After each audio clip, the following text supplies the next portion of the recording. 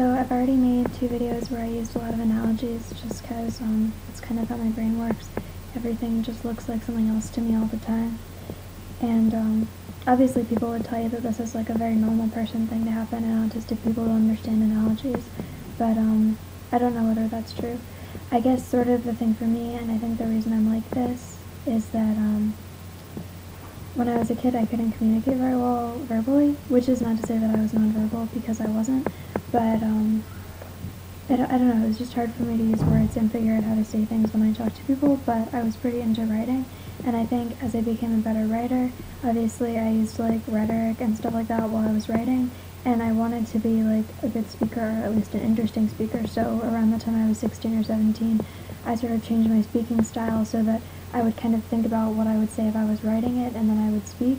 So I think a result of that is that while I like making YouTube videos because I feel like I can explain things in an interesting way, when I'm talking to people that I don't know very well, it can be very hard to understand me because I use all these analogies, or I like refer to all these things in like an unusual way, which might sound really cool if I had like the time to explain it, but because I don't know the person, I'm kind of like not confident enough to take up a lot of time explaining what I'm trying to say, so like it can actually be sort of a barrier.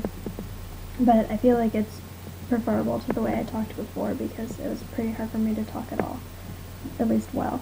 So yeah, I see a lot of analogies, and my most recent analogy is Diet Coke and Mentos, which it would be really cool if I could start this video by doing a Diet Coke and Mentos explosion, but I'm not going to do it because I don't want to clean my room and stuff. Like, if I had another person, maybe I could film it outside or something, but like, how would I even explain to another person I have to make a video of a Diet Coke and Mentos explosion?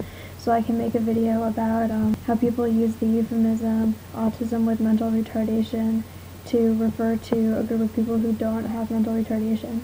So, okay, Diet Coke is like, let's say I'm like Diet Coke. So I'm autism. I'm a person who has an autism spectrum disorder, and I seem to be speaking to you, and I'm going to school, and while I have impairments, I definitely seem like someone who like is aware of their surroundings and is improving, and you know, my life is not this big dire thing. And I don't know, in my parents' gym there's a guy who works there that has Down syndrome, so he has an intellectual disability, and he has a job. He seems pretty happy. You can talk to him. He seems pretty aware of his surroundings, and it seems like his life is not dire either, and is also on the up, just like mine. So both of us have these 2 different disabilities. But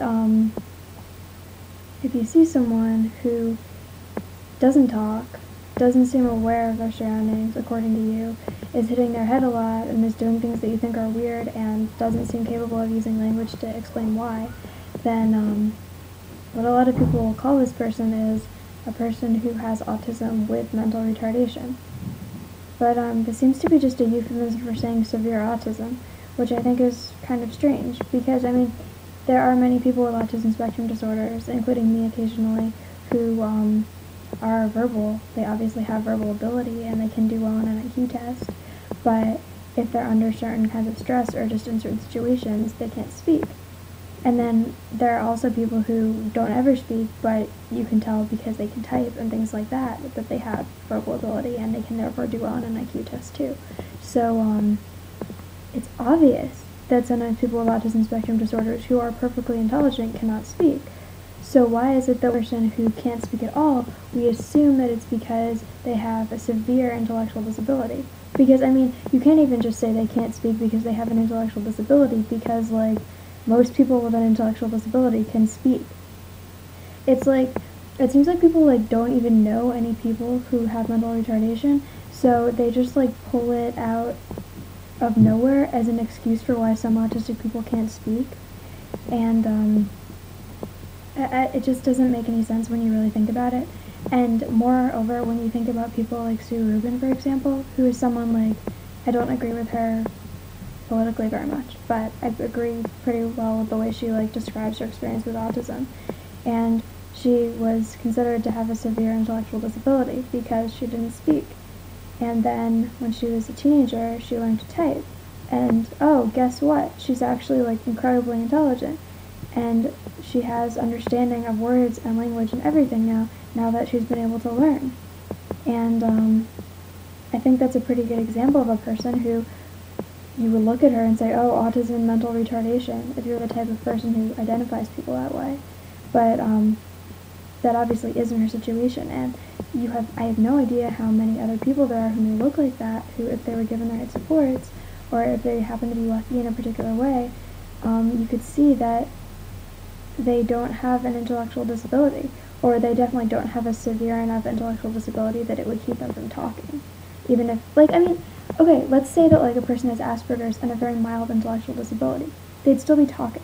So, they're a person who technically has autism and mental retardation, but interestingly, the Diet Coke and Mentos are not exploding. These two different factors that are supposed to result in this huge low-functioning explosion monster is not happening, because that doesn't make it. And I feel like it's just a rhetorical device that people use, and I think the reason they use it is because there's so much prejudice against intellectual disabilities, and people think, okay, I guess the first way it's used is by people who have Asperger's, who want rights for themselves, but they feel uncomfortable about, other disabled people and people with severe autism. So they'll say things like, oh, I have Asperger's, but, Einstein had Asperger's, and I can do such and such, and I have these strengths, but I'm not like those people who have autism and mental retardation. I'm different from them. So, if they can do that, they don't have to think about the fact that they're a lot like those people. Those people just have the same thing they have worse. Because if they had to think about that, I think they would have to identify as disabled in a bigger way and say, I'm not just okay because I have certain strengths, everybody is okay, and people shouldn't be discriminated against because they're different or because they have different weaknesses. And, oh my goodness, I'm gonna crash. I have no idea what I'm saying.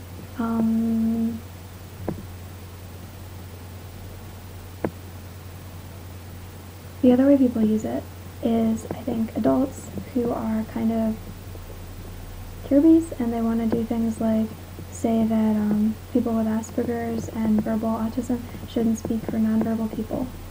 Or sometimes when they're saying nonverbal people shouldn't exist, so we're going to try to figure out how to abort them. So when they do that, the way they'll try to say that is by saying, well, you're really different from these people because they have mental retardation. So you actually have two different disabilities and you can't speak for them. But I mean, as I just explained, this doesn't make sense, because it doesn't make sense. It's just obvious that people with severe autism are a lot like people with Asperger's syndrome if they just had more severe problems. So I mean, it just makes perfect sense as a spectrum. It doesn't really any more than saying oh, people with severe cerebral palsy can't talk, so therefore they must have a severe intellectual disability, instead of saying no, they're obviously just more severely affected by the same disability that people with mild cerebral palsy are affected by.